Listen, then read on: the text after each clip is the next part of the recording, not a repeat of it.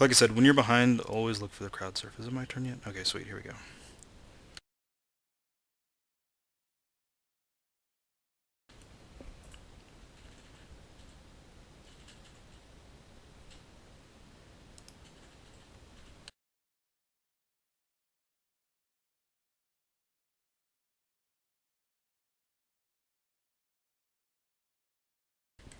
Alright, so that KO is nice.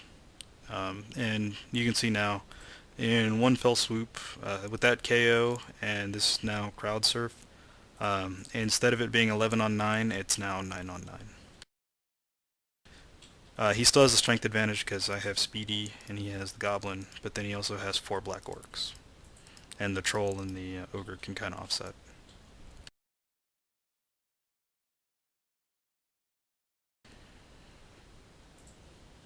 Okay, now, if you look here, this is not a true cage I've formed. Orcs aren't very fast though, so I don't have to worry about him like looping around and like hitting this guy. Well, maybe he can. No, okay. So like, I mean, you have to make some dodge rolls. That's what you always want. You always want to set up a situation where if he wants to blitz your ball carrier, he either has to make some crazy dodge rolls or else he can't do it. So if you look here, I have my blitzer here, I have my catcher, my ogre, and this guy, and combined they all form a great defensive barrier. Now he blitzed some guy who wasn't even part of the barrier, and so he didn't even pierce my barrier and put a tackle zone on my ball carrier. He's setting up a pillar here, which is really strong. Um, Column, because like even if I get this guy away, I can't bust through here.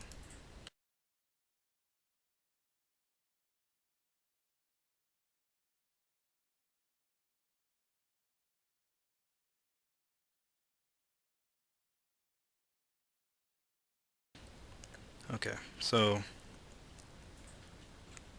and generally, I don't like to use my thrower as an assist, or my ball carrier. It just happens to be my thrower this time. I don't like to use them as an assist, but because I'm man down, you kind of have to do things that maybe you don't always agree with. And so I used him as an assist to push that guy out of bounds. Because I mean, the chances of that going foul were pretty slim. But like, imagine if I had failed that. Like if I had rolled like attacker down, defender, or both down, and they're both still standing. Like just a little goblin right here, and then um, he'd get a one die block against my thrower. And so then he'd have an orc right here. The ball would be down somewhere over here, and I'd be scrambling to get that orc out. Okay, so if you look, my for the most part, um, my cage is still intact. The only thing that worries me is this guy right here, and always look for this. Whenever you can hit like he's got like you can basically see this guy as an assist.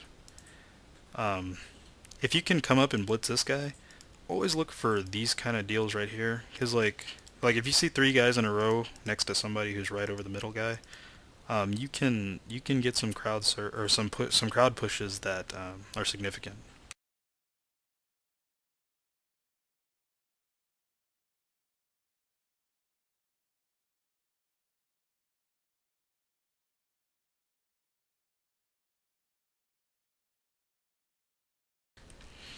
And um, like I don't make the most of it here, but you saw like on the sideline play, like it was game changing because not only did he get the KO, but he also got the crowd surf.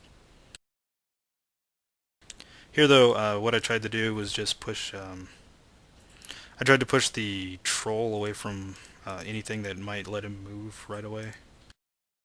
Also, he like if I stand this guy up, the mighty blow is not standing right next to him. All right, so this is what I like about catchers on offense.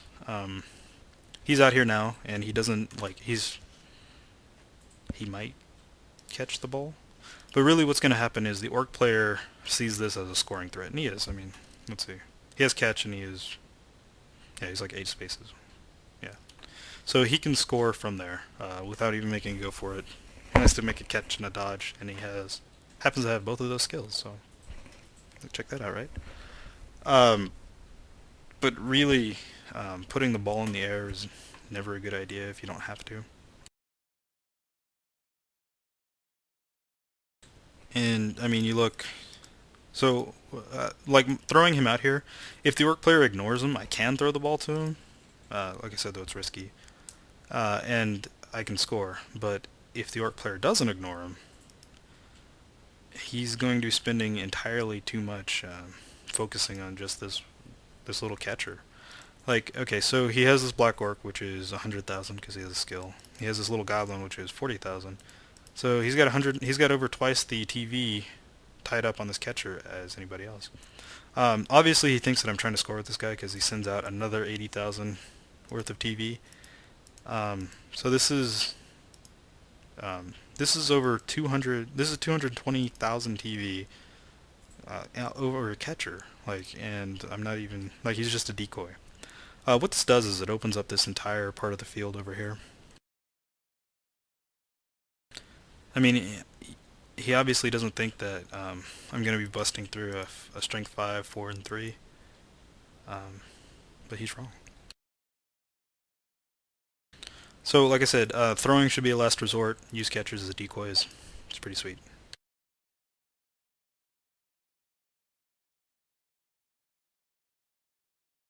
And also, if I absolutely need to, this blitzer's kind of not in the right place. I should have him where Joe is, or even where Davian is.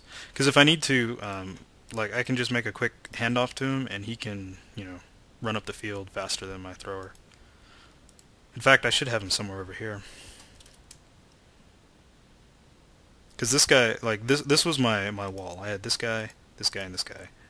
And none of them were in base to base. So if I had this guy over, like, here or something, and it was my agility 4 guy. Okay, so, anyway, back to what I should have done. This is what's going on. What I'm doing here is, like, I'm still kind of at a disadvantage because of my strength. So I need to start removing his black orcs from the game. So what I'm trying to do here is I'm hoping for a push, and then a blitz around to knock him out of bounds. I have to settle for a stun, but I will allow it. Alright, so now you see a sideline cage, which is awesome, and for some reason I am stupid, and I do this. That was the most ridiculous thing I've ever seen. I don't know why I did that. I apologize. Don't ever do